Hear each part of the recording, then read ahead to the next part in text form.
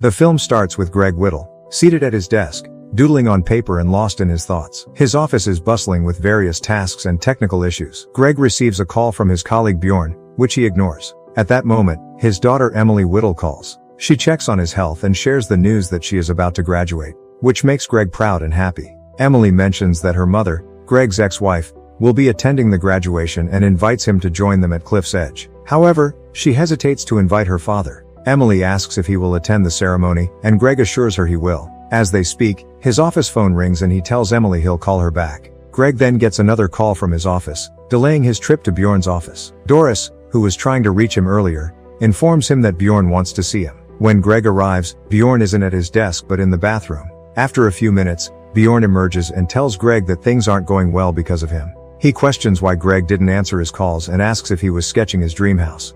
Suddenly, Bjorn informs Greg that he's fired. In a panic, Greg accidentally kills Bjorn by pushing him into a table, causing a fatal head injury. Greg hides Bjorn's body in a curtain and positions it by the window before leaving the office, claiming he's going to lunch. Afterward, Greg heads to a bar, where he encounters a mysterious woman, Isabel Clemens. She gazes at him intently and declares that he is real. Greg is puzzled as Isabel explains that he deflected her power and demonstrates it to him. She invites him to join her, and though he is hesitant at first, he eventually sits with her. She points out his boss's body in the window, causing Greg to panic. Isabel reassures him, promising to help, but stresses that his next steps are crucial. She claims to feel responsible for the situation but then directs him to retrieve a necklace from her ex-boyfriend Kendo. Greg suggests she use her powers, but Isabel explains she can't because her ex-boyfriend is real. Confused, Greg suspects she's crazy. Isabel elaborates that most people, including the bartender and those outside, aren't real, and only a few individuals truly exist. She reveals that the necklace is essential for manipulating the fake world. Greg quickly retrieves the necklace and hands it to her. When she asks if he encountered any trouble, he nonchalantly mentions that her ex is dead. She then instructs him to bring her ex's wallet. While he is gone, she spikes his whiskey. Meanwhile, Bjorn's body falls from the window, leading everyone to believe it was a suicide. Greg leaves the office and is quickly whisked away by Isabel, who advises him to stay hidden. Later, Greg and Isabel are in a maintenance store. Greg, frustrated, watches the news and old videos of his daughter.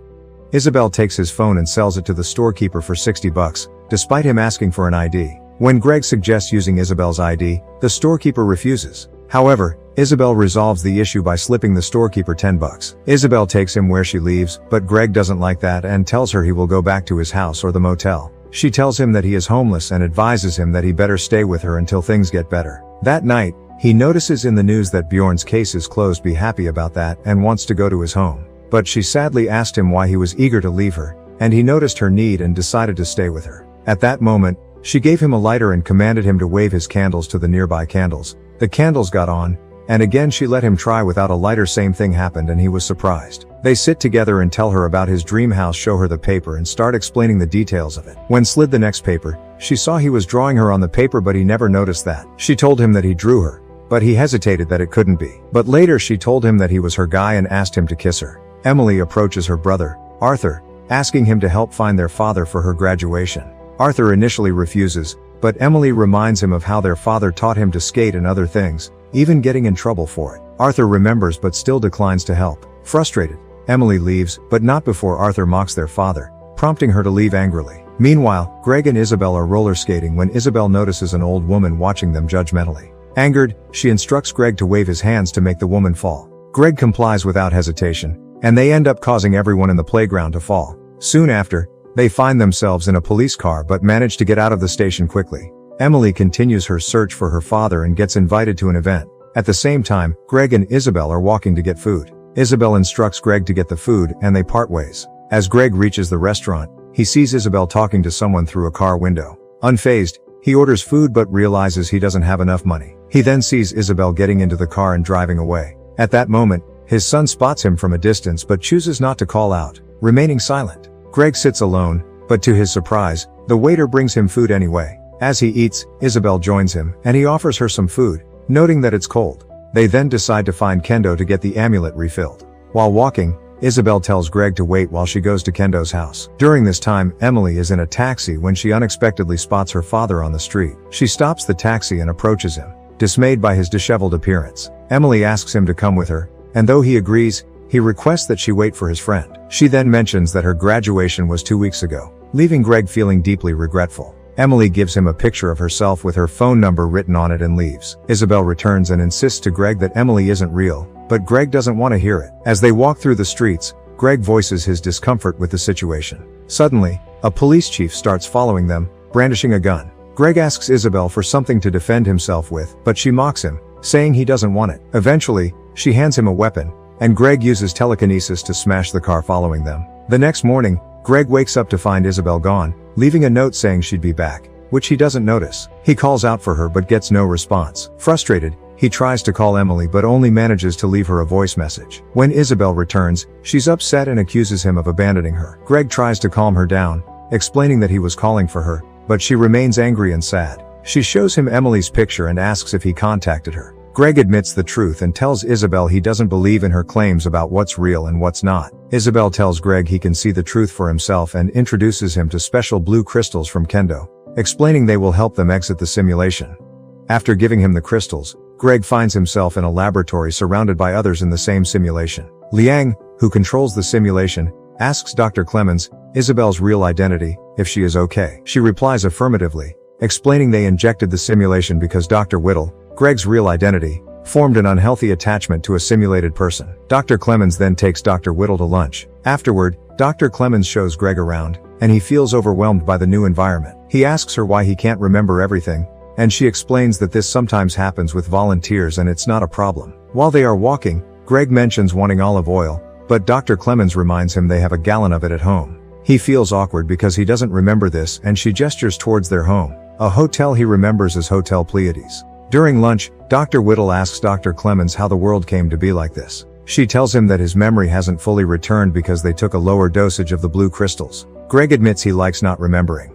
Dr. Clemens explains that their current reality is much worse than the simulated one. Dr. Clemens tries to help Greg regain his memory using a thought visualizer, reminding him that it's his invention and one of the most popular ones. She tells him that most people believe ignorance is bliss, and you need to experience the good to appreciate the bad.